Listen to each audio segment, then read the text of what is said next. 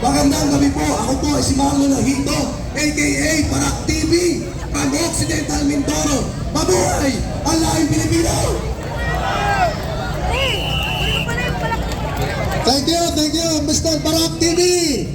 Okay, susunod mga kapatid, isang entertainment, isang magagaling sa...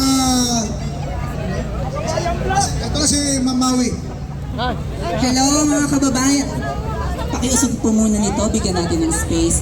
Meron po tayong dalawang performers ngayon, isang saxophonist, thank you so much. Beautiful and talented, huh? And isa pong kababayan nating UP professor from UP Manila. So, unahin po muna natin, syempre, ang ating mas nakakatanda. Sorry, mas nakakaganda. Ano po? By the way, salamat po ng marami sa lahat ng mga vloggers na nandito. Kayo ang makabagong media.